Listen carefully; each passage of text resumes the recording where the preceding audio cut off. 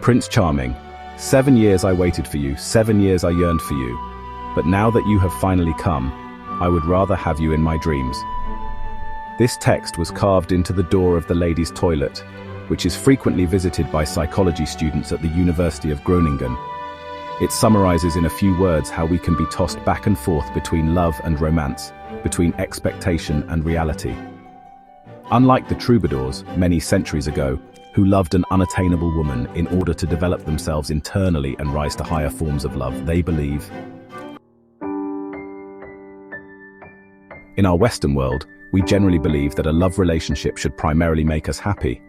Closely related to this is the assumption that it is in the power of the loved one to make us unhappy or happy, and that he or she can be held accountable for this. And that expectation is precisely the crux of the matter, because as we all know, high expectations are a source of disappointment. So our ideas about love and happiness don't exactly make our lives any easier. These high expectations undoubtedly have to do with the great extent to which we idealize relationships. We do not only do this with love relationships, friendships also suffer the same fate today. Half a century ago, we still spoke of acquaintances, who were supposed to remain at a reasonable distance. But nowadays, we can no longer imagine a life without good friends. In some respects, we even find it more important to have friends than to have a partner. They are seen as a reliable social basis. In some ways, we even find it more important to have friends than to have a partner. Oh, friends are for life. Husbands come and go. We believe in our Western world generally believes that a love relationship should make us happy above all. In research I conducted in Canada, one of the women I interviewed put it this way: "Oh, friends are for life. Husbands come and go. Ask people what they understand by friendship and by being in love, and you will hear completely different terms to describe these affections."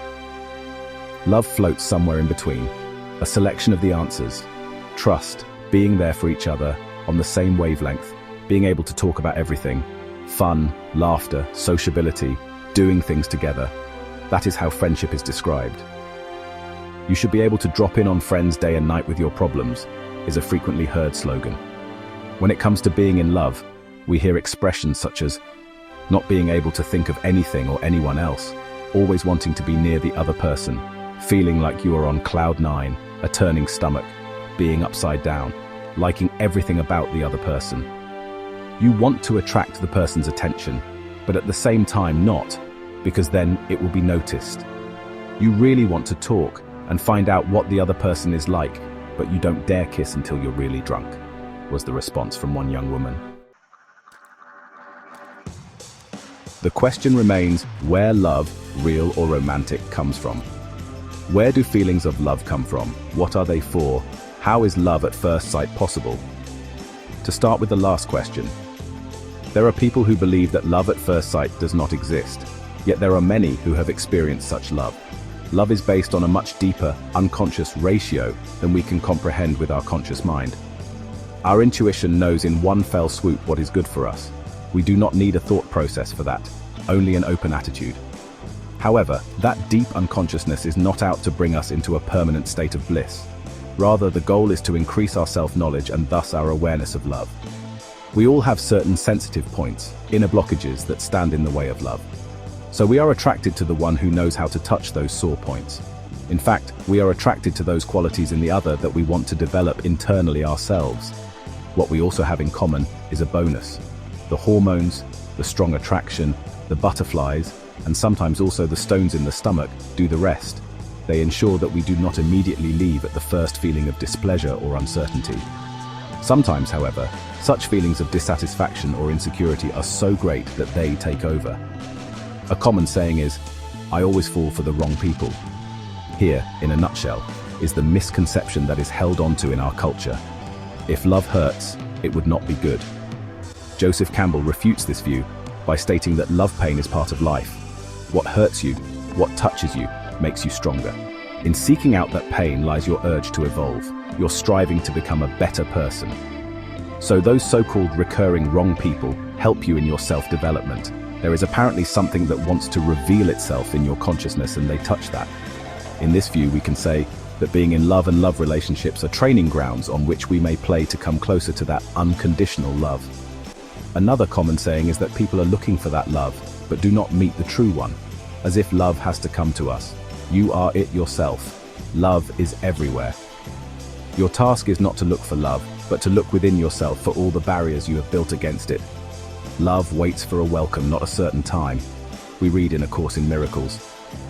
If you look at it this way, the secret love that you feel for another, that is not spoken and is not openly answered, can mean a lot of good for your inner growth. After all, you feel that love, it is inextricably linked to you. Heartbreak, resulting from unfulfilled expectations, can also teach you valuable things about yourself. What such an experience means to you in a positive way, you can only describe later, much later. During heartbreak, you are thrown back on yourself. The unity you have sought so much is broken, has failed, has not become reality.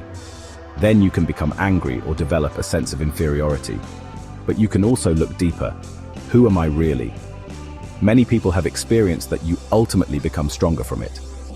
While hanging in front of the television, I once heard the following wise words: if someone gives you a deadly stab in the middle of your heart, and if you do not die from it, you grow. From our Western culture, many judgments await us that have nothing to do with that inner growth. Those judgments are evident from questions that are often asked.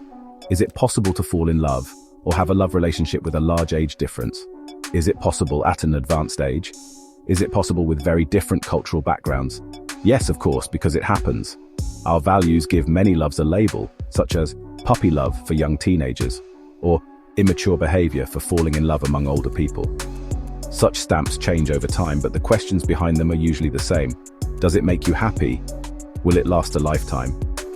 What does it mean when children come?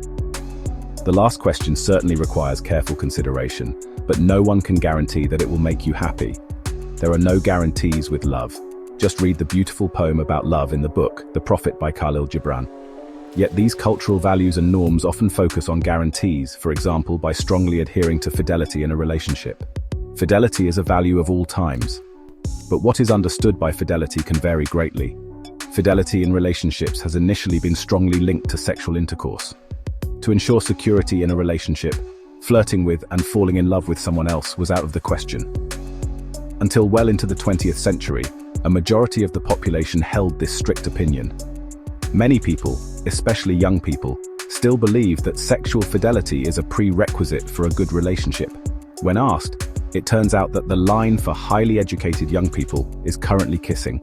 That is definitely not allowed. But it does happen, and so these young people often wallow in hypocrisy and feelings of guilt. The concept of fidelity is gradually being given a new meaning. Increasingly, fidelity in a relationship is seen as remaining faithful to one's own development and to both parties' growth.